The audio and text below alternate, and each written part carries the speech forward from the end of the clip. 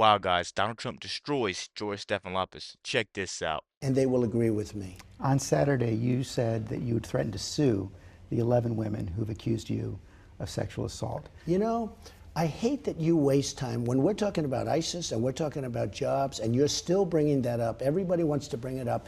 Look, that was just Saturday. These were false attacks. These things never happened.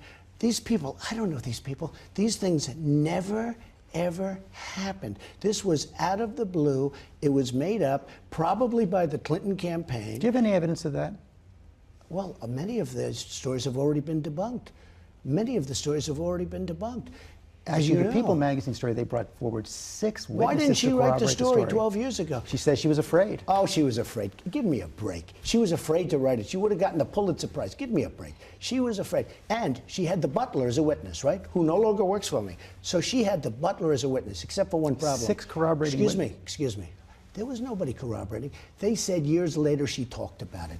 Look, the butler, she said, was there. One problem. The butler said it never happened. He doesn't work for me. No longer. He's a good man. By the way, he's a good man. But he hasn't worked for me in years. They went to the butler. He said it never happened. Nobody reported all these that. Women, why didn't everyone they they talked to are lying? They made up stories. You know why? Fame, or they wanted to help Clinton, or something. They made up stories. They came out after you denied the behavior. George, let's not waste any more time. These stories were fabricated. They're total lies. So you're going to go through with the lawsuit? We'll find out. Let's see what happens with the election. We're going to find out. But I'm just telling you, these stories are total lies, and you shouldn't be wasting time. And remember this, why didn't you write about the butler? You knew about the butler refuting her story. Why didn't anybody write it? It's a very unfair press. One of your toughest critics on this is the First Lady, Michelle Obama. She says, your behavior, your words are cruel, they are frightening. This is not how decent people behave. This is not how people who want to be president behave. Well, what's she going to say? Is she going to say I'm wonderful? Now look, she made the statement about Hillary Clinton. I've heard the statement for years. I'll just tell you guys this right now. After seeing everything that Donald Trump has been through, seeing everybody throw stuff at him, everybody's trying to throw a rock at him right now. To see him get through it every time, it just shows you he has stamina. You can say whatever you want. You don't have to respect him, but you have to realize he has stamina. For years, I had no idea it was Michelle Obama. She made the statement that if you can't take care of your own house, you can't take care of the White House. You know, I've heard that statement. She said she was talking about her own house. Oh, come on. Look, you know better than that. That was during the campaign. She said about Hillary Clinton, you can't take care of your own house, meaning Bill Clinton, then how can you take care of the White House? It was a vicious statement. It was covered at the time, and it's gone all over the world. I mean, it's a very well-known statement. I would never have used it, other than I saw the other night on television, they went back 8 years and they played that statement. It was her that made the statement. What do you think about what she's saying about you? Now all of a sudden, I'm such a bad person. Look, what is she going to say? Is she going to say, I'm fantastic? Is she going to say, I'm going to not let jobs leave our country anymore? We're going to keep our jobs? You have to see what's happening to our country. Our companies are leaving from Mexico and other places, and we're losing our jobs. Is she going to say Trump is better at that than any other human being in the world? Okay, which I believe I am. Okay, I will stop it cold. We have so many things to do that, you know, but now look, she's the First Lady. She's got to say what she's got to say. I mean, I understand that. That's the game. President Obama says you should stop whining about the system. I'm not whining about anything. I'm not whining about anything. Here's another one. So 8 years ago, Obama talked about the elections in Chicago, essentially saying how they were rigged, okay? Now it's, oh, nobody would ever rig an election. You have 1,800,000 dead people registered to vote, and some of them vote, which is interesting. You have almost 3 million people that are registered to vote in 2 different states. Now, I'm not making a big deal of it. I think I'm going to win the election. I think I'm going to win. You look at Florida right now, you look at North Carolina, you look at Ohio, you look at Iowa, you look at these places, people are starting to get, I mean, the press is starting to get very concerned.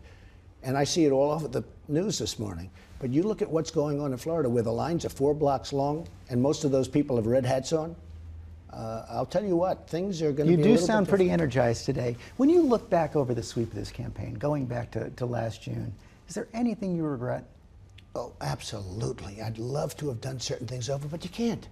You can't. But that's true in life. I'd love to have done in life certain things over, I guess. And you would have too. Give me one. You would have loved not to have contributed to the Clinton Foundation, as an example. There are things that you wish you didn't do, okay? You came very close to the edge. You would have loved to have had that decision over again. There are things I would have rather, you know, not happened. But George, all you can do is you put your head down and you have to go forward. But I'm really happy. Look, I started off, you were one of, actually, Jonathan Karl, your person, did just about, in fact, he was badly criticized in this building. He did an interview. I said, I'm seriously thinking about running. And he was criticized because everybody thought I was playing games. But when I ran, it was 17 people. It was actually 18, but it was 17 people. Governors, senators, talented people, people like Ben Carson, who's a phenomenal guy who endorsed me. But there were 17 very talented people, mostly politicians at the highest level. And everybody said, you know what? Trump can't win this. These people have been doing this all their lives. He's got no experience. And then one by one, they disappeared. And one of your competitors said, as they sat around a round table and talked about my entering the race, one of your very smart competitors said, they were all criticizing my going in, said, be careful what you wish for, because he knew me. He knew me. He said to the 4 women and 2 men sitting around a table on a certain network, this one person said, very smart guy, said, be careful what you wish for. And when I went into the campaign, one by one they disappeared. Now, some are, I mean, they signed pledges. Everybody signed a pledge. Some are, you know, they can't. It's safe to say that Trump proved everyone wrong back then, and he's going to prove everyone wrong again in 2024. That's what I see, because he's not a guy that's willing to give up. He's a guy that's wishing to push forward and keep going and make sure he gets what he wants and make sure the American people get what they want also. He doesn't care about how much he loses. He doesn't care about how much they try to ruin his name and slander his name in the media. He just keeps going. You gotta support someone like that. You gotta support someone like that, guys. Let's keep going. Can't get over the loss. They got beaten very badly. They can't get over the loss. It's very dishonorable that they didn't endorse. It's very few, 3. But I am really happy with the way it's worked out. Let me just bring one specific. And I think, most importantly, I think we're going, you know, this is a movement like that's never happened in this country. Even you will admit that. Even your friend Bill O'Reilly said it's the most incredible thing he's ever seen in politics. Okay. And a lot of it's because of the movement, because of the crowds. There is tremendous spirit out there for change. People want change. Do you think you should have apologized to the Kahns or Judge Curiel? I have great respect for the Kahn family. I have great respect for, I mean, the son is a great hero. But if I were president at that time, Captain Kahn would be alive today, George, because I wouldn't have been in Iraq. So if I were president, Captain Kahn's son would be. You did support it initially. Support the what? invasion. I never support. Look, let's get it straight. I was opposed to the war in Iraq. I was opposed to the war in Iraq.